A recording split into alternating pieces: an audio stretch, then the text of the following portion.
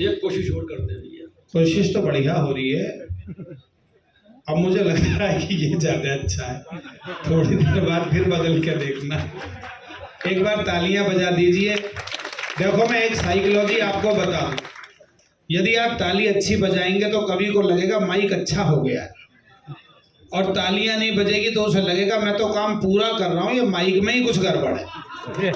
तो इस माइक को ठीक करने की कला माइक वाले के पास नहीं है, लेकिन आपके पास है। एक बार जरा मेरे कहने से हाथ उठाकर जोरदार तालियां बजाओ गोविंद राठी के लिए। माइक बिल्कुल ठीक हो गया है। चलो, अच्छा लग रहा है। माइक नहीं, तालियों से तो अच्छा लग रहा है। और माइक भगवान जी का सब वही अच्छा था। अब ना बदलूंगा मैं गोविंदा, अब तू मांगेगा भी मैं ना दूं अपना दूंगा भी नहीं मैं। लेकिन मैंने भाई सौरभ को समझाया जी। और देखो एक बात बता दूं, पत्नी तो वैसे भी एक ऐसा विषय है जिसपे क्या कविता लिखना। पत्नी का मतलब ही हिंदी में ये होता है जो पति पर तनी रहे। हिंदी में, अंग्रेजी में बोले तो wife, WIFE, without information fighting every time.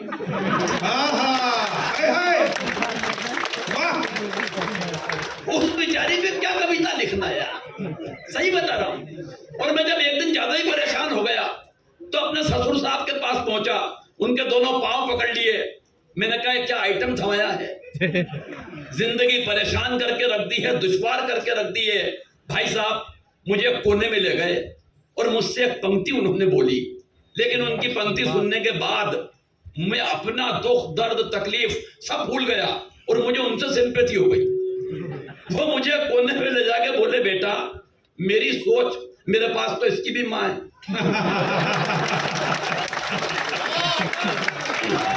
तालियां कम है आपकी। गोविंदा बहुत अच्छे।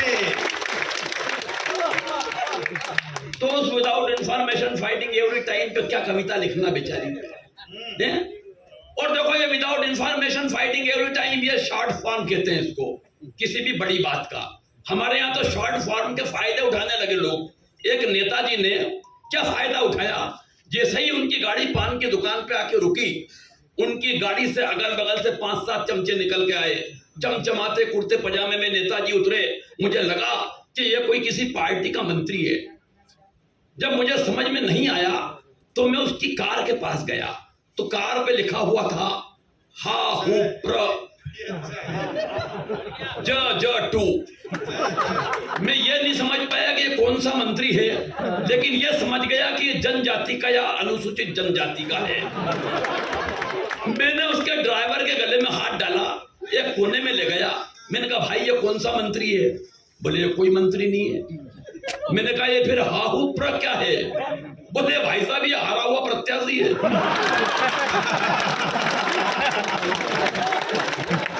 तालियां कम आ रही हैं आपकी। और ये ताली अब मैं 2 गुनी देखना चाहता हूं। मैंने कहा फिर ये जज क्या है? बोले इसकी जमानत भी जब्त हो गई थी। बहुत अच्छे गोविंदा, जिंदाबाद। वाह वाह। और मैंने कहा ये 2, तीसरी ताली का इंतजार कर रहा हूं मैं आपकी। मैंने कहा ये 2, बोले ये दूसरी बार लड़ा तो फिर जब्त हो गई।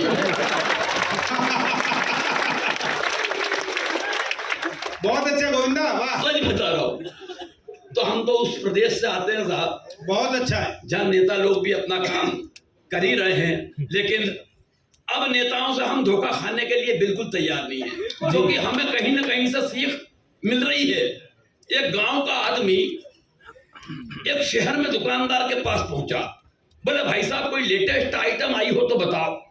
दुकानदार ने कहा यार लेटेस्ट तो कुछ नहीं, लेकिन फ्रांस से एक चूहे की मूर्ति आई है जो देखने में ऐसी लगती है कि जैसे जिंदा चूहा हाथ में आ गया हो। जैसे ही उस दुकानदार ने वो मूर्ति ग्राहक के हाथ में दी तो ग्राहक को लगा कि कोई जिंदा चूहा उसके हाथ में आ गया। बेटा 2 मिनट रुक जा। भाई साहब उसने उस मूर्ति को तुरंत खरीदा और जैसे ही अपने गांव पहुंचा तो उस मूर्ति को देखते ही गांव के जितने चूहे थे उस आदमी के पीछे लग गए।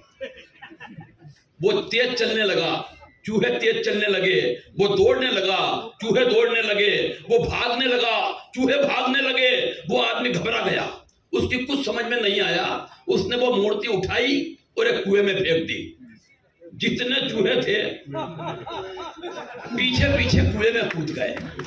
ताली की बात अब आ रही है, अब आ रही है। वो आदमी उस दुकानदार के पास वापस गया और बोला, भाई साहब किसी नेता की मूर्ति है क्या?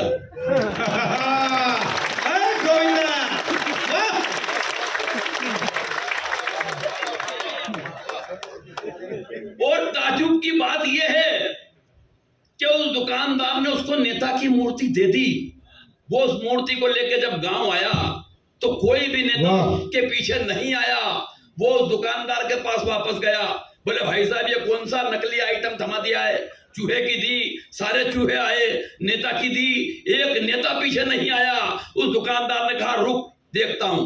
जैसे ही उसने रेपर खोला और मूर्ति देखी तो वो ग्राहक से हाथ जोड़कर बोला कि भाई माफ करना, मैंने तुझे जल्दीबाजी में नेताजी सुभाष चंद्र बोस की मूर्ति। हाय हाय रे, क्या व्यंग है भाई। तालियां जरा एक बार जोरदार होनी चाहिए। गोविंदा कमाल कर दिया, वाह। मैंने भूलवश तुझे नेताजी सुभाष चंद्र बोस की मूर्ति दे दी और उनकी कद काठी का अब इस देश में कौन है जो तेरे पीछे आ? वाह वाह वाह। तो हम तो सीख ले भी लेते हैं। देखो बहुत कठिन डगर है आज की। इतने प्यारे श्रोता, इतनी प्यारी व्यवस्थाएं, बस थोड़ा सा माइक। अरे यार ठीक तो है माइक। कोई नहीं, कोई नहीं। मैं इसको याद दिला रहा हूं बार बार। नहीं ये ठीक है कि ये ठीक रहे, ये ठीक रहे, लेकिन हो जाएगा। मैं एक विशेष बात करना चाहता हूं इस मंच से आज। इस आजमगढ़ में जिस बेटी का ननिहाल है, इस आजमगढ़ के नजदीक मऊ में जिसका जन्म हुआ, वो गौरी मिश्रा हमारे बीच है और उसका परिवार भी आज यहाँ पर आया हुआ है। मैं चाहता हूं उसके अभिनंदन में एक बार पूरा सदन दोनों हाथ पर उठाकर ताली बजाकर अभिनंदन करे। एक संघर्ष और स्वाभिमान की यात्रा उसने इस देश में की है अपने दम पर। आज वो पूरे हिंदुस्तान में जानी जाती है, पहचानी जाती है अपने दम पर। गांव से निकलकर शहर तक की यात्रा करना और हिंदी मंचों पर अपने आप को स्थापित करना एक बहुत बड़ा काम है साहब। मैं उन्हें विशेष रूप से बधाई देता हूं और जिस काम के लिए मुझे खड़ा किया गया है, अब मैं वो काम शुरू करना चाहता हूं। ये सारी बातें जो मैंने की, उसका उस काम से कोई लेना देना नहीं था जो मैंने किया। अब मैं वो काम करता हूं जो करना है। देखिए जी, जैसा बताया गया कि मैं व्यंग्यकार हूं, मैं व्यंग्य सुनाता हूं। मैं 2.5 पंक्ति सुनाऊंगा, 2 पंक्ति सुनाऊंगा, आप समझ लेंगे। 2.5 पंक्ति जब पढ़ूंगा तो पढ़ूंगा नहीं, आधी पंक्ति आप खुद समझेंगे और ताली बजाएंगे तो व्यंग्य मानना, वरना एक भी हाथ बिल्कुल खामोश रहे, कोई ताली की जरूरत नहीं। लेकिन पहुंच जाए बिना सुने तो मुझे बता देना। पीछे के लोगों, आपकी जो मोहब्बतें मिल रही हैं कमाल है, इसको जागृत रखना बस।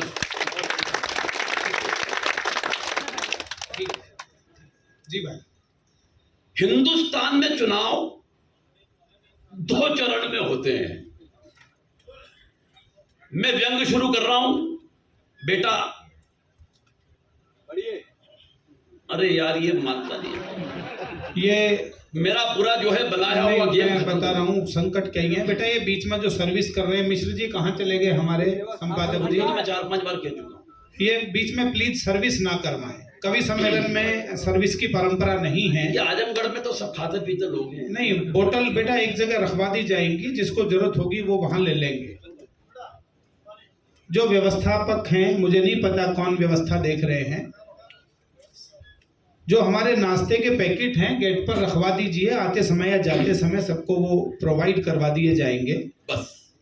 लेकिन इस संघर्ष में आज तू भी हमारा सिपाही है बेटा। भजन और भोजन दोनों में थोड़ी दिक्कत हो जाती है, बस थोड़ा सा हम ये सहयोग चाहिए। सुनिए सर, व्यंग सुनिए। एक बार ताली बजा दें, मैं व्यंग शुरू करता हूं। हिंदुस्तान में चुनाव 2 चरण में होते हैं पहले चरण में नेताजी आपके चरण में होते हैं। हाँ भाई, बहुत अच्छे भाई, गोविंदा बहुत अच्छे, बहुत अच्छे भाई, क्या समझदार लोग हैं। 2 चरण। हिंदुस्तान में चुनाव 2 चरण में होते हैं। पहले चरण में नेताजी आपके चरण में होते हैं, दूसरे चरण में हम नेताजी के चरण में होते हैं। मगर वे कमबख्त ऐसी गहरी नींद सोते हैं कि फिर हम कहीं के नहीं होते हैं। बस ये मोहब्बतें लुटाते रहना तो व्यंग शुरू रहेगा। अब मैं 2 पंक्ति में फिर व्यंग पढ़ता हूं, और अगर आपने 2 पंक्तियां सुन के बता दी तो मैं पंक्ति 12 करूंगा। सुनिए। हर युग में सियासत की अपनी अपनी व्यवस्थाएं होती है। दैनिक जागरण अखबार के कार्यक्रम में गोविंद राठी इससे बढ़िया तोहफा आपको नहीं दे सकता, लेकिन मैं जानता हूं कि आजमगढ़ सुन के बताएगा। हर युग में सियासत की अपनी अपनी व्यवस्थाएं होती है। पहले द्रौपदियों की इज्जत सभाओं में लुटती थी, आजकल इज्जत लुटने के बाद सभाएं होती हैं। वाह वाह वाह वाह वाह भाई गोविंद, बहुत अच्छे। और जिस तरीके से आपने सुना है, मैं व्यंग और थोड़ा बड़ा कर रहा हूं। अब एक एक पंक्ति ध्यान से सुनना। देश के 2 बड़े व्यंग्यकार यहां बैठे हुए हैं। ओज के एक बड़े कवि अर्जुन सिसोदिया की उपस्थिति है। इनकी उपस्थिति को रेखांकित करना चाहता हूं। इनकी जमीन बना रहा हूं खाली में, छोटा सा विद्यार्थी। बहुत अच्छे गोविंदा। एक दिन खुल गए शहर के भाग हमारे। एक मंत्री जी शमशान घाट के उद्घाटन के लिए पधारे। उद्घाटन की पहली रस्म पूरी कराई गई। एक जलते हुए मुर्दे को बुझाकर मंत्री जी के हाथ से अग्नि दिलाई। भाई क्या व्यंग है ये। आग मैं जब तक भी दे सकता हूं जब तक सब मिलके नहीं बजा लो। मैं मुर्दे को झुलस भी सकता हूं। एक जलते हुए मुर्दे को बुझाकर मंत्री जी के हाथ से अग्नि दिलाई गई। इस घटना से कम एक बात का तो पता चलता है कि आदमी का नसीब खराब हो तो वो मरने के बाद भी भुगतता है।